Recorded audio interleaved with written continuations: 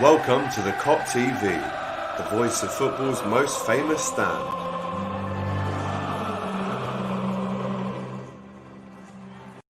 Yes, good afternoon and welcome back to the Kop TV, the voice of football's most famous stand. I hope you're all well. I hope you're all looking forward to tomorrow's huge top-of-the-table clash at Anfield. Liverpool versus Tottenham. If you're watching now, don't forget, give us a cheeky like, drop a little comment, subscribe as well if you haven't already, but also please do share the stream to preview the Tottenham game tomorrow night. Obviously, I've got to have some Spurs fans on the channel, and both of them are making their debuts today, which is brilliant. So we've got comedian David Alfie Ward. How are you doing, sir? You right? I'm good. Thanks for having me. How you doing? I'm very well. Tell us a joke. No, I'm joking. Not yet. And we've got Toby from Touchline Fracas as well. Yes. Yeah, I'm very good, brother. How are you? I'm good, man. I'm good. Thanks for having me on, man. Love that. Love that. Right, now, lads, big game for both of us tomorrow. Who really would have thought at the start of the season that Liverpool Spurs at Anfield would be a top-of-the-table clash, with all respect? One interesting thing that I saw today, a fact about Jose Mourinho is in all of his seasons of management, after 12 games, the position that he's in after 12 games, 98% of the time he goes on to keep that position until 38 games is over, right? So Tottenham right now, top of the league after 12 games. The stats would tell you, David, that he'll finish at first at the end of the season. I mean, we'll come to David first, then Toby. How happy are you with this season so far? And do you genuinely think Tottenham can win the league this year? I'm happy with the season so far. Of course, you have to be. How can I can't sit here with Tottenham sitting top of the league and go, oh no, I'm not happy. And all that rubbish about how we're playing and stuff like that. I don't buy into it. I'm enjoying watching us at the moment. Okay, it's probably putting years on my life or taking years away from my life, but I don't mind. I don't mind that if we get there, we cross the line at the end of the season. That stat you just said about Mourinho, and after 12 games, and yeah, the only thing that I think about that is that Mourinho's never been the manager of Tottenham after 12 games, so there's chance that that's not going to happen. And Tottenham like to be the first. They're the first to do a lot of things, and they could be the first for Mourinho not to win the league after this stage. And I wouldn't put it past them. Yeah, quick comment here from David, who's a regular, says, hey, Alex, hey, David, and Toby, thanks for coming on. One of the best LFC fan channels. Big respect for Spurs. Now, defo, I'm worried. Biran says, I'm expecting a Mourinho shithousery tomorrow. Fingers crossed, Matip's fit. Yes, we will, of course, get into our lineup prediction. But, Toby, the same question to you that I asked David. I know we were on Turkish's stream last night, which was good fun. But talk to me about, I mean, did you expect to be top of the table as we go into Christmas? No, I didn't. I didn't expect to be top of the table. Like David said, like as a Spurs fan, you have to be happy with where we are right now. Whatever your thoughts are on the football, whatever your thoughts are on the manager, whatever your thoughts are on just how we set up game to game, you have to be happy with the position we're in now in the table. But at the start of the season, there was no chance. I was expecting us to be top of the league. My expectations at the start of the season was for Spurs to cement a top 3 or top 4 finish and to try and win a trophy. And I still think we're on course to do that, and then some as well. Yeah, I mean, obviously, a trophy has been the thing that Tottenham fans have been wanting for so long now, David. If it isn't the Premier League this season, are you confident that you can actually break that silverware drought, really? Yeah, definitely, man. If we win the league, it's a huge bonus. It's a huge bonus, and time will tell for me whether we are genuine title challengers. Because for me personally, I'm gonna keep repeating it. I'm still not convinced yet that we're gonna win the league. I think it's far too early to call.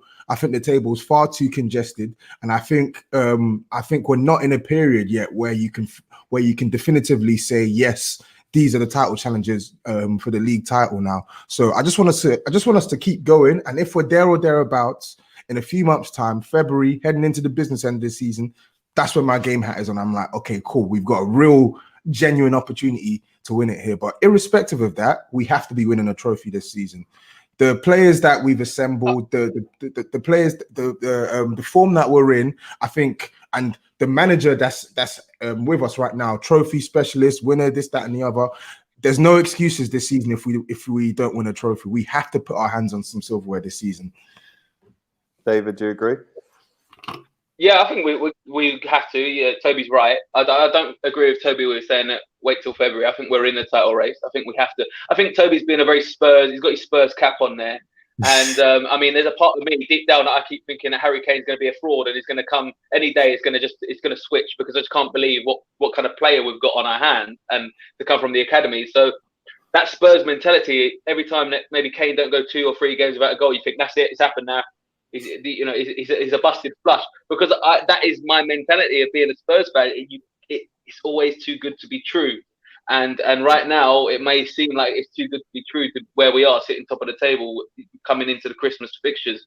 But I think you've got to put your balls on the table and say we are in this title race. And yes, it is congested, and yeah, there's a lot of games still to play, but we're in this race. And going back to the silverware, yeah, I do believe we need to win, and it needs to be FA Cup, Europa League, or League. I mean, no disrespect to League Cup, and we're in the quarterfinals, but I mean, it's not gonna make stupid rival fans shut up if we win the League Cup. That's not gonna make the what have you won? It will just go to but you've only won a League Cup. So we need to win something with some gravitas to say, shut up now, because that's the last thing that they've got on us, and they know it, and they're holding it. It's like a piece of string, and all the threads are breaking, and they've got this one last little thread, and it's like, Tottenham haven't won a trophy, and that's about to break. And Arsenal, and they don't know what to do with themselves. Love that. Focusing on Arsenal. Yeah, I mean, I think personally, Tottenham have to win a trophy this season. Even if it is a League Cup, it's still better than nothing, isn't it? I want it. I want the League Cup. Why not? You're in the. I'm not saying I don't want it. Listen, I'm not sitting here and saying I don't want a League Cup, but I'm saying, but you want more. Yeah, it's not going to change people's opinion. It's not going to. We need now. It's all like, what have they won? And which is such a stupid argument. And I don't want to bring it back to Arsenal again, but like, by that argument, you're saying that Arteta is a better manager than Pochettino because Arteta won an FA Cup. It's absolutely you don't know football, or you're just dumb. And I want everything. I think we can win everything. Give me everything now, and I'll I'll run down the road naked at the end of the season. All right, 100%. We win everything naked. Right. Yeah, lampposts. Right. Well, every lamppost is going to get batty juice. Batty juice. Love that. If you want to see David naked, then there is a link below where you can follow him. We'll set up some kind of. Yeah, subscribe to my OnlyFans though, because our terms are right now. Yeah, listen, we'll definitely get into the comedian stuff in a bit as well. Keen to talk about that. What 2 wins in 27 attempts at Anfield, Toby, for Tottenham? Hasn't been a good hunting ground for you. No wins since 2011. It's always close though. I mean, since the game that I think it was the season with the Gerrard slip 13-14, I think we beat you 4-0 at home and 5-0 away. Yeah. But since that, I don't really remember us giving you an absolute pasting at Anfield. It's very tight. It's very 2-1. It's a 3-2. Balotelli scored a last-minute winner against you guys. I remember that. I was there. You were there at that one. Yeah. Love that. Talk to me about, if the away fans were going, let's just say you both were going tomorrow and you're in the Anfield Road end.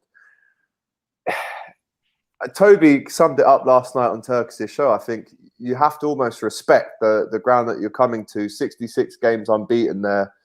Yeah. It's tough to really, if I was a Tottenham fan, to be honest, I'd be wary of the record that precedes us. But at the same time, you would think that actually this is a great time to play Liverpool, Toby.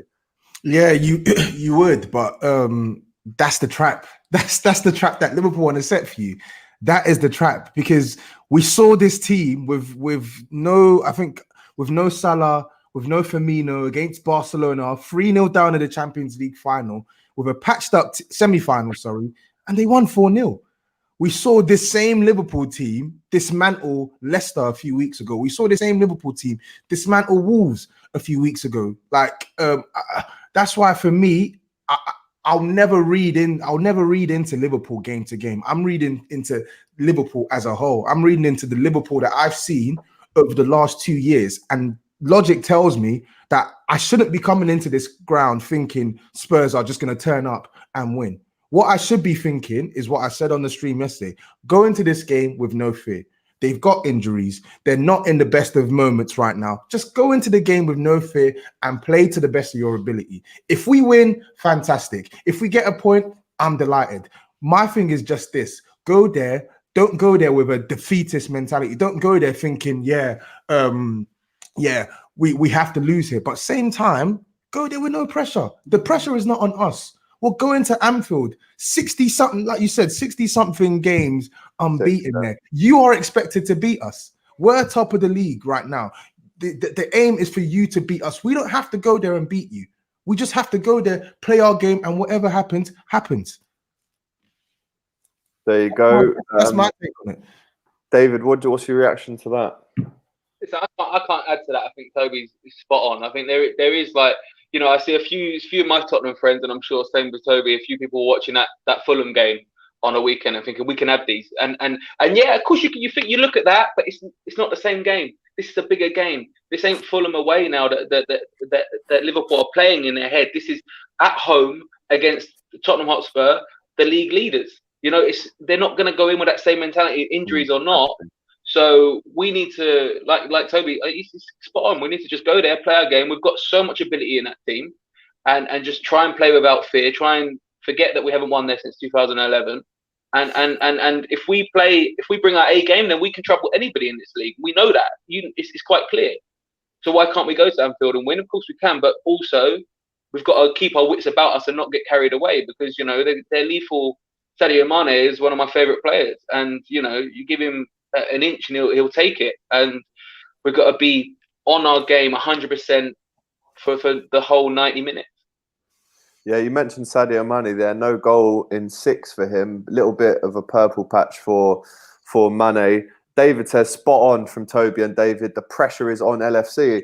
I always compare it to whenever a team comes to Anfield now, we've got this unreal record of 3.5 years with no loss. It's almost like a boxer putting his O on the line every single time. Definitely. Like every single time we step onto that pitch, there is a big possibility that we could lose our record. And I think the team that does eventually take that record off of us, it will be some achievement. Right, let's get into the lineup predictions. We'll start with Liverpool and then head on to Tottenham. A couple more comments here. Amir American says, hey, Alex, welcome Toby and David to the Kop TV. 3 points needed for Liverpool. Come on. The Reds, Kane and Son give me Sturridge and Suarez 13-14 vibes. Hope Klopp can do something tomorrow after that display against Fulham. And Dicko, the Scouser, says, hi, Alex. Hope all is well. 3-1 to us tomorrow. And Diego says, afternoon. Hi, Alex. Have you seen Gerard's tribute to Gerard Houllier? Brilliant that he gave him the armband. Yes, absolutely. In really touching tribute Gerard did at his Rangers press conference today. If you do want to see the tribute that we did to Monsieur Houllier, then please go on the channel from the video yesterday and check that out. But obviously, a day on, it's still very painful that this great man has left us. So rest in peace, as always. Right, let's get on to the Liverpool predicted lineup. You guys can react to this as well. Let us know in the comments what you want the Liverpool team to be. Alisson in goal for me. Saved us really against Fulham. If Adrian was in goal for that game, there's no doubt in my mind that we would have lost. Stayed big in the big moments. Couldn't really do much about the goal. It's a great finish. So at Anfield, though, you know, especially with the fans in the Kop, that could maybe sway Tottenham. I think it's the first time that they're going to experience fans that aren't their own fans in a stadium again. So that'll be interesting. But yeah, Alisson in goal. Trent hasn't been in the best of form. I'm not going to lie to you. But I mean, listen, he was taken off with half an hour to go, and Nico Williams was brought on. I think him and Klopp maybe had a bit of a Barney on the sidelines, but I'm sure that's fine now. So Trent, obviously Matip came off at half time against Fulham, a back spasm apparently, but Klopp has come out and said he should be okay for Wednesday. I think there's a bit of a precaution bringing him off because he knew he wanted to save him. I mean, listen, I say that, but that's a start. Nat Phillips could start. This is what Klopp does. He really teases us with the lineups. There's no way of knowing really. So I'd be buzzing if I see Matip and Fabinho starting, to be honest. That would be brilliant. And then Robertson at left back, always reliable. In the midfield, I mean, Curtis Jones has to start, man of the match in the last game. We're still waiting for the likes of Thiago, Shaqiri, Keita, and of course, Thiago to come back into that midfield. I personally think our strongest three in the middle is Thiago, Henderson and Fabinho.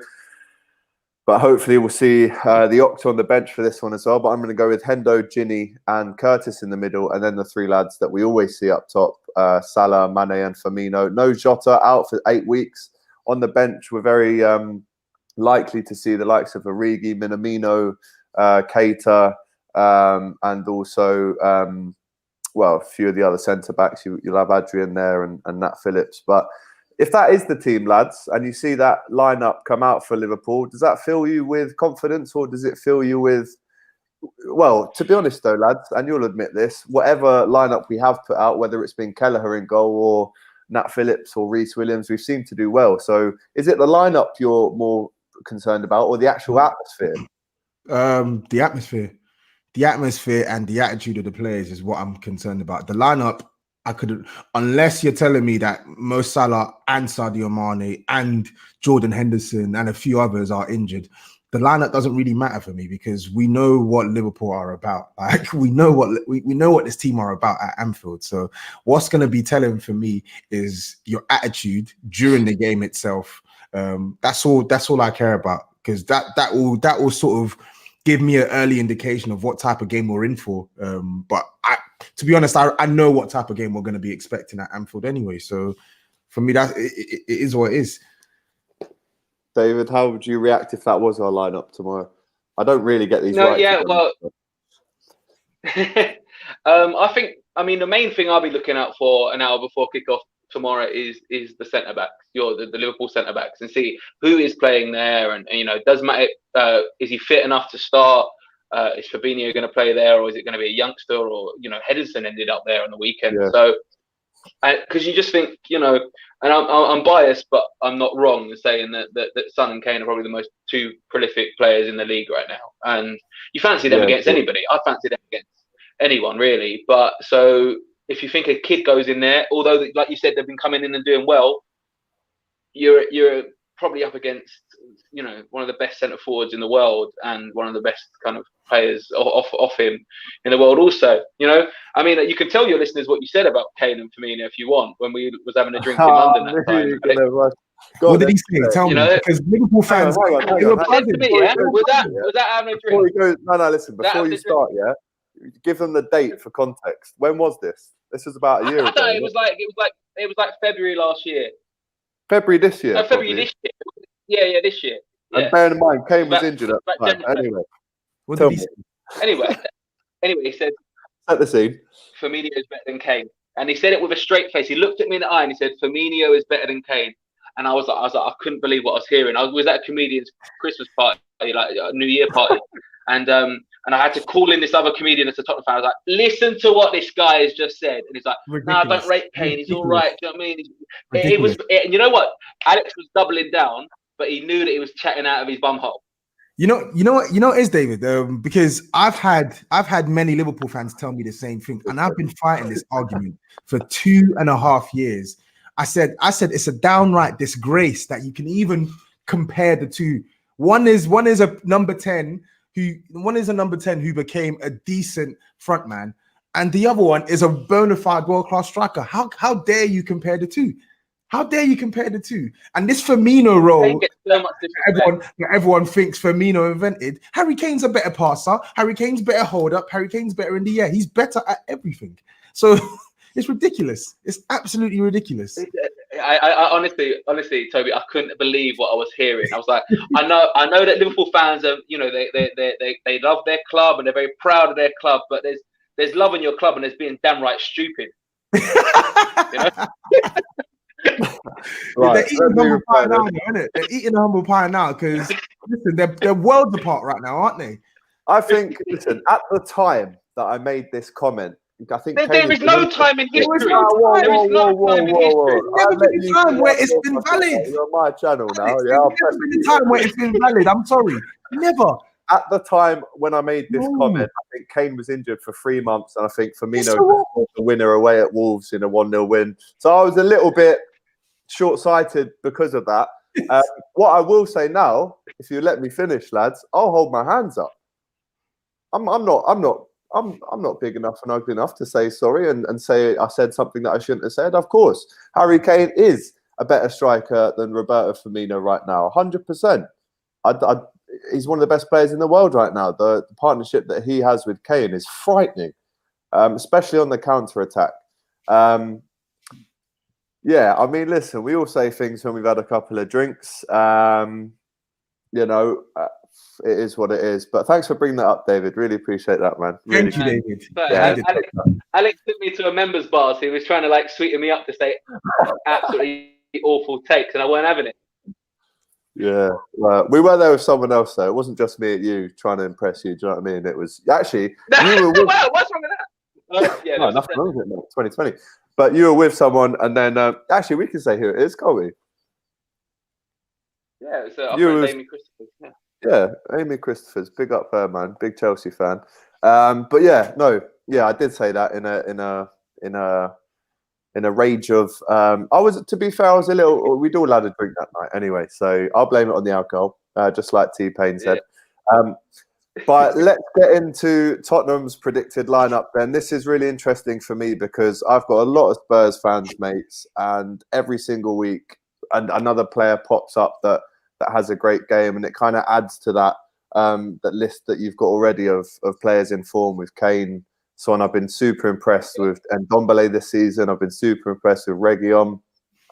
Lo Celso had a great game the other night. So there's a lot of players that are in form. Well, let's do it a combined one, right? So David is first, then Toby, and then it's just back and forth until we complete the 11. To be fair, I'll be very surprised if me and Toby don't pick the same team here because the team really is picking itself at the moment, and we've got a very good squad and we've got a good depth to come off the bench, but we've got our first 11, which is Lloris in goal, Sergio Aurier at right back, and then Toby. Yep, and then Eric Dyer and Alderweireld at centre back, Sergio Reguilon at left back. David, you can do the got a midfield three of Ndombele with Højbjerg and Sissoko. Who just kind of sit just behind Ndombele, and then the front three of. Did you say there, Dave? Sissoko. Sissoko, yeah. Not the okay, cool. Yeah, and then then the front three. I think right now with in terms of our strongest 11, the only position where you're not really, well, you know what he's going to pick because he's picked it the last couple of games, but the only position where you're not really 100% sure on is that right wing position, that third attacker, because. We've not really had any informed sort of third man attacker this season. Gareth Bale's not really been at the races. Steven Bergwijn's not been good enough. I know he's starting games now and he works his socks off, but offensively he's not been good enough at all this season. Lucas Moura is an absolute bonehead and he's an impact sub. So and then Eric Lamela is Eric Lamela. So that's the only position for me where it's like we still don't have any definitive person who is taking that spot as his. Bergwijn has it right now because he's working the hardest, and it's a winning. That's it. He's working his socks off. Yeah, he won't want to change the ball as well. Yeah, strong on the ball, but the problem with him is when he gets into the final third now, he's not making the right decisions with the ball, and he's not doing enough to create chances or score goals for himself. It almost feels with Bergwijn is that Son and Kane are on this kind of world elite level. And when it gets to the final third, he's just that pass too short or that second too slow for them. And the link just isn't quite going to plan. But he, like I said, he's quite strong physically. And he works his socks off. And that's why he's in the team because, like Moura also can work his socks off, but he's not going to knock people off the ball. He's not going to shield the ball well. And that's what Bergwijn does. But like Toby said, there's probably that's the one weakness is that you can't really. You hoped when we signed Bale that he was going to come in and do that. And listen, I'm not writing off Bale at all. Of course not, because you'd be stupid to do that. But he looks so off the pace. He's looking better each time he's playing in Europa League. Granted, it's the Europa League. He's looking a bit sharper. He's looking like it's coming back, and I think it will come. But the problem is we've got so many games where we need all 11 players to be 100% or near about. We haven't got time to almost carry Bale into fitness. Exactly. If that makes sense. Yep, 100%, and I couldn't agree more. I agree. I think it would be mad to just completely rule out Gareth Bale, because we know he's not the same Gareth Bale from years ago, but he's still Gareth Bale. He's still got quality on that left foot of his. But for me, he's just been poor this season. We just have to call a spade a spade. He's been poor this season. From time when he's not like. Physically, he does look a little bit sharper from Europa League games, but in terms of his impact, he's not influencing these matches to enough of a level for us to then throw him into Premier League matches, and that's the current worry with Gareth Bale now. But I mean, with four options there, surely someone needs to step up and just grab that spot as theirs. Someone has to. I think personally, this game tomorrow night could be decided from the bench. I think naming that Spurs lineup, it actually quite worries me to think that you haven't even named Bale, Lo Celso, Bergwijn. You've got Vinicius there as well on the bench. You've got other midfielders. You've got a strong squad this season, and Mourinho has definitely looked to fix that after last season where you came up a little bit short. And Dicko here saying Harry Kane, boss at making a back for players. Let's talk about this, because there was a clip floating around where it's a compilation of all the times Kane has kind of done this season. I personally think it's dangerous play what he does, and you both know what I'm talking about. The ball's up in the air. He looks around to the defender first, and then as the ball comes in, kind of pushes his back out. Lallana, it happened. It was quite bad with Lallana because he fell from such a height, landed funny. Kane gets the penalty. Kane gets the free kick. To me, that's dangerous play. David, we'll start with you first. Yeah. I saw four players over the weekend that didn't play for Tottenham. This name weren't Harry Kane, do exactly the same thing. So why are we not talking about them? Well, let's talk about them. Why isn't? But it's because it seems. Listen, don't get me wrong. He's looking for the foul. He's trying to win the foul. You can say that yes, it's dangerous play what he's doing, and he knows what he's doing. Listen. There's some things players do you can't really defend, and if he's putting other players at risk, then that's a worry, right?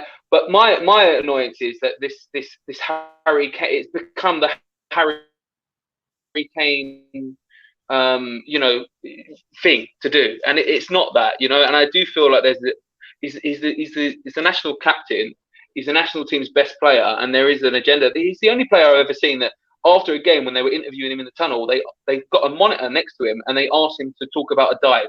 Like you haven't seen that before, you haven't seen that since. What is this frenzy that people have got against Harry Kane? And yes, I think sometimes it's a land. Yeah, I mean, listen, a lot of players are guilty of buying the foul, going down easy. We can talk about how Vardy does it. We can talk about how Salah sometimes goes down too easy. Sometimes. It is what it is. And I think, well, he still gets kicked every game. Man. I think the best players obviously do get kicked the most. You look at Grealish, how many times he gets fouled. He does. You know what? For me, my take on it is just the exact same take as David. I personally think it is dangerous what he's doing. I think it is dangerous. I think I think because he's Harry Kane, it will get picked up more because he's a big profile. But the fact of the matter is, you have to again call it for what it is in black and white. It's dangerous play. But my issue is this: it's not a Harry Kane issue. It's a football issue. If you're going to call out Harry Kane for it, call out the other players. I don't like when I'm reading the Sky Sports and I'm seeing Harry Kane's signature move. It's not Harry Kane's signature move because it's been done by players in the past and it's going to be done by players. But I think they're calling it the signature move because it was literally 3 weeks in a row all these clips have come from. So once you do it once and then you're not seen to do it for a year or two, that's fine. But 3 games in a row. Yeah, but Alex, and it's so obvious as well. He's clearly looking behind him. Yeah, but I agree. It's intentional what he's doing. It is dangerous play. Some Spurs fans don't want to admit it, but it is dangerous play. But And I don't really like the excuse that it's a part of football. It's dangerous. It's dangerous. It's simple as. But just don't make it a Harry Kane issue. It's not just a Harry Kane issue. And I don't get why Harry Kane is the only one that's feeling the brunt of the public and the media when it's a football thing. And second of all, as well, I fully agree with David on the diving issue as well. Like, if you ask me, is Harry Kane a diver? I'd say to you, yes. If you ask me, is Son a diver? I'd say to you, yes. But is Harry Kane the only diver in football? No. No. Is Son the only diver in football? No. So again, like David said, why was Harry Kane the only player that was made to watch his clip? Where was Wilfried Zaha when he dived? Did he have to watch his clips? Did Sterling have to watch his clips? Did Salah? Did Jamie Vardy? Did countless other players in the league? This is what I don't like. There's always some sort of agenda behind these criticisms of Harry Kane. If you want to criticize what he's doing, but don't make it agenda driven. I don't like that. Yeah, very interesting. That's exactly my point was, and listen, neither of us have said it's not dangerous play, because it is. But like it is it's what's in football now, and we need to change the whole aspect, not just now Harry Kane. And I guarantee you, Harry Kane might do it tomorrow, because he's been playing. Listen, Harry Kane's been playing football 27 years. Right? Or, maybe 15, 20 years. And he's learned that's how you win a free kick, because he gets free kicks for it every time. So now it's just become like second nature, almost like a jab to a boxer. And he does it probably without thinking, and he will get punished now. And he'll be the only one that's getting punished for it now. And there's where it's wrong. You've got to punish everybody. You've got to eradicate that from the game if you want, but don't just single out one man. You mentioned at the top of the show that you know how Spurs are going to set up for this one, and you mentioned that you don't really want to concentrate on the way that you guys are playing at the minute, David, because you are top of the league. But is there a time where, instead of the old-fashioned Mourinho way of playing, which is the low block and play on the counter, would you want to see a bit of a change between matches in terms of the way you play and approach this one? Like when we beat Man United 6-1, or we beat Southampton 5-2, like that. That was this season. Yeah. Listen. We've had a run of tough fixtures. We've had a run of fixtures that were if you're gonna play free flowing expansive football against Man City and Chelsea, you probably get punished, right? But you watch those games. But then before that, we had Burnley. We had West Brom, and we won 1-0, and that wasn't us playing counter-attacking football. That was us with the ball in their half, trying to break down their block. So it's not one way Tottenham play. Tottenham can play in two ways, and they're lucky that they have two of the best forward players in the world. But tomorrow, I expect a deep block, yeah, because that's just showing Liverpool respect, in my opinion. And I think if you go tomorrow to Anfield and you go, you know what, the media said we play a deep block. Let's not do that. Let's play, pressing football from the front, and then we get picked apart. People go, where's the deep block? Why don't you do the deep block? So we can play two ways. I think it's narrow-minded to say that it's the Mourinho way, because we have destroyed teams this year. We saw that, and you could say, oh yeah, but Man United were down to 10 men. Before they were down to 10 men, we were picking them apart with some of the nicest football you'll see. And even that Man City game, there was a few goals. Kane scored a goal that was offside. You watch that move back.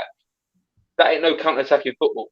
That is pure football. That's what did Mourinho say once? It's football heritage, and that's what that was. Go watch it back. And Kane straight offside, and it would have been one of the best goals of the season. Toby, what do you think about the way that Mourinho sets out for these kind of games? Obviously, he doesn't want to go there and lose, but at the same time, like David said, some huge away wins already this season. Is that what you'd prefer to see? Listen, I'm not a Mourinho fan. If you had watched anything I did last season, I didn't like him. I felt like he only played that way. He played that way it felt like last season he was playing that way every single game. No matter who he played, whether it's Bournemouth away or Brighton at home, he played the sit back and soak up pressure type football, and I didn't like it because our defense weren't good enough to do it. Our defense were not good enough to do it last season. But this season, my criticism of Jose Mourinho have been few and far between, because I think he's actually struck up a a reasonable balance in terms of the football he's playing, because people will be like, oh, Spurs, they play defensive, but we scored 24 goals in the league this season. We're the third top scorers in the league. For every Man City game where we sat back and countered, I can give you a game at Newcastle at home where that's a side with a low block and we pummeled them from start to finish. And if not for a jammy penalty at the end, we would have won that game. For every game at Chelsea where we're putting 10 men behind the ball, I can give you games like West Ham at home. Fair enough, we didn't win that game, but you saw us from the jump, on the front foot, taking the game to the opposition. So we can do both. We can do both. We have the players to do both. Sorry, David. Just my last point on this. And just my last point on this. I think with him now, my only issue is in games where we are expected to be on the front foot, stay on the front foot. So like Palace away recently in the first half, we were all over them. If we had applied even a bit of that same pressure we had in the first half and the second half, we would have put the game to bed. Then you could probably take your foot off the gas and maybe invite them onto you. But generally this season, I think it's a bit harsh for people to say, oh yeah, Spurs are only playing one way, because we're not. I think you're seeing a deliberate tactic when you're playing against the tougher opposition who are more comfortable with the ball. Let them have the ball if you've got a comfortable defense. Yeah, that's what my point was going to be. So when I was going to cut off Toby, was actually I was going to talk about Palace. Is what I found with Palace. We went 1-0 up and we were pushing for that second, and it didn't come, and you felt like that defensiveness came back into us, and we kept on going further and further back. And then by the time Palace equalised, actually we was like, oh crap, we need to win this game. And I mean, unfortunately for us, the Palace equalised too late for us really, because if they equalised with half hour to go, we win that game, But they equalised with not a lot of the game left, and the keeper makes 2 worldy saves. But really, we didn't deserve to win, if we're being honest, because we went 1-0 up and we was pressing high first half, and then like Toby said, so there can be a time, I think, where we might go back into that mindset when we shouldn't be going into that mindset. But I think we've learned a lot this season already from throwing away 3 goals against West Ham. You saw Tottenham didn't conceded 1 goal or maybe 2 goals now since then in the league. So you learn from these things. Tottenham and Liverpool now, I think, have identical records this season. I think we've played 12, won 10, drawn 1 and lost, or maybe played 13, drawn 2 and lost 1 each. Let me check it out now.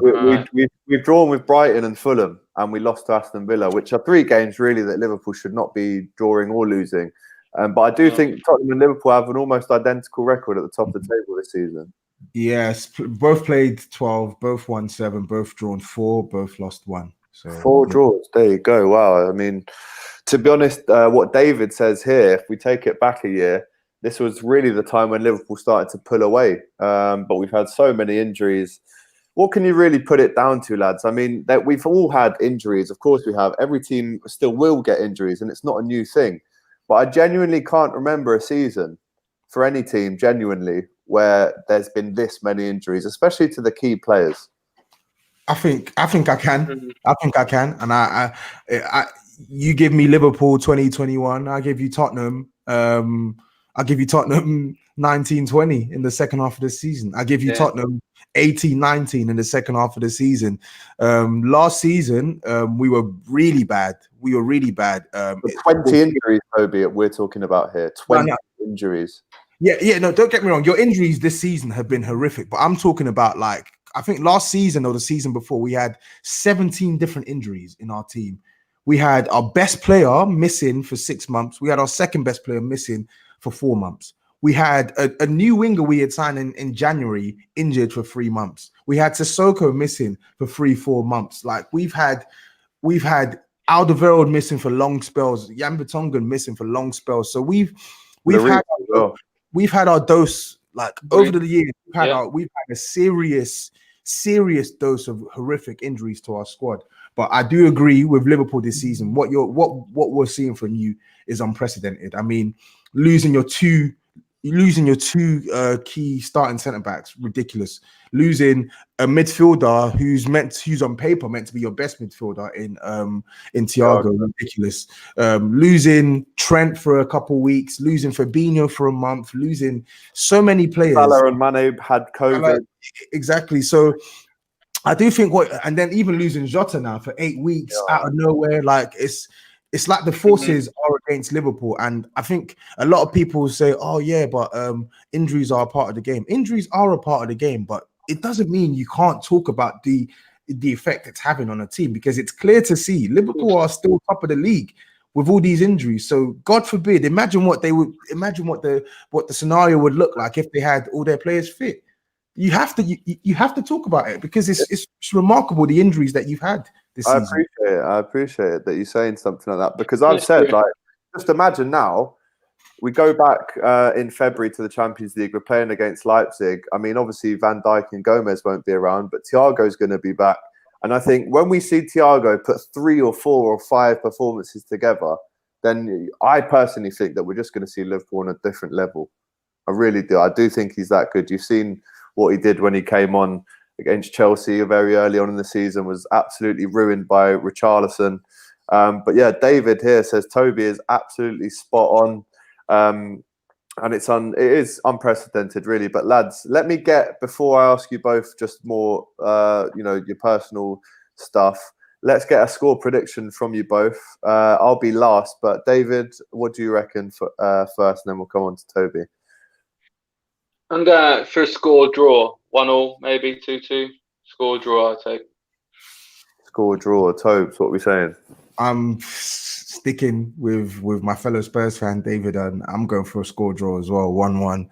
I won't be surprised if we somehow end up losing the game, because it's Liverpool, but I think with the circumstances that they're in, with the way we're going to set up, I think we can come to Anfield and at least frustrate you. So I'm hoping for a draw. Yeah, I actually remember the last time we drew at Anfield, Salah scored that last-minute wonder goal. I was actually there with my missus. It was very quiet. Love that. Kane got that penalty. Never a penalty in the last minute.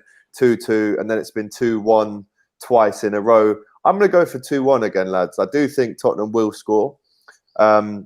I think if Liverpool score first, then it could be a little bit of an issue for Tottenham. I think if Tottenham score first, you're definitely going to want to hold on to that goal and defend and defend. It's what you did last season when Kane scored so early, and you just saw that eventually by the end of the game, come 80 minutes, the game is over because we just dug you out. I think Henderson scored the winner last season very late on. It was penalty. Yeah. Hendo scored the goal that brings it back to 1-1. But David, who is a big Liverpool fan, says he'll be ecstatic with a draw. Liverpool and Spurs will draw 0-0. Mark my words. But Michael says crowd to get us over the line. I think not much in it, and I agree. I'm going for a 2-1. So there you go. There's predictions. If either win it, it's going to be a goal. You know. Yeah. If either team wins, it'll be by one. I don't see anyone kind of running riot here or getting a brace at least. If either team win it, I see it being late as well. It could be like a nick, it's 1-1 and somebody nicks it. Yeah, could go either way. Rachel saying Hendo man marking Kane 3-1 to the Red Men, but Pete says and disagrees with David. I am not taking a draw. So different views here from Liverpool fans. It will actually be the very first game that I return to Anfield for since that famous loss to Atletico Madrid back in March, when I was in the stadium for that one. But I cannot wait just to be back amongst it. You know them ones, just to smell the Chinese takeaway across the road. Big up Mr. Wong.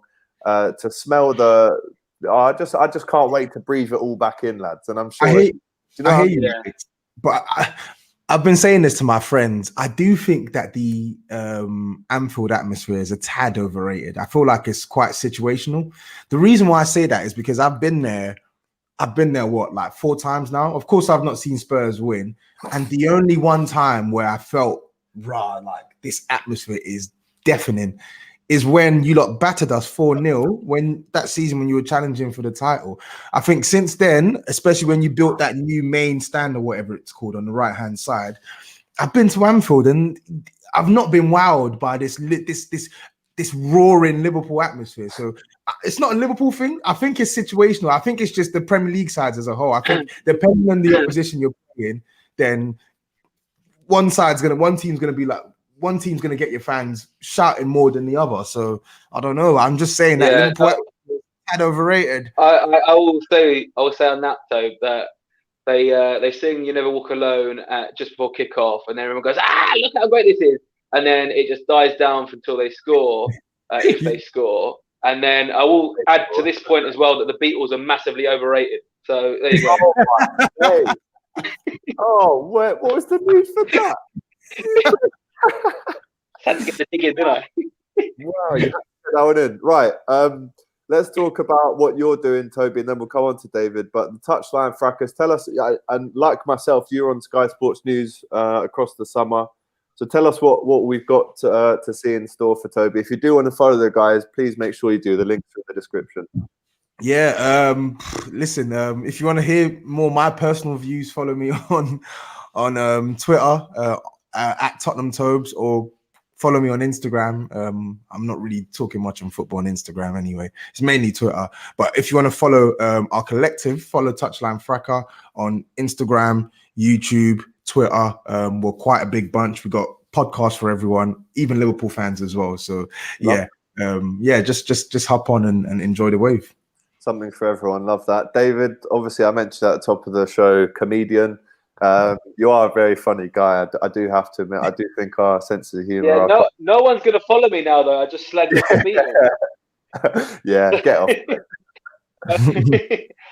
You can. I'm a stand-up comedian by that's my trade. But obviously with COVID, I'm just now sitting around waiting for the comedy clubs to kind of come back to being fully functional, which is really sad. Because I've toured the world doing stand-up, and I hope that it will get back to there soon, and I hope I can get up to Liverpool and play Hot Water.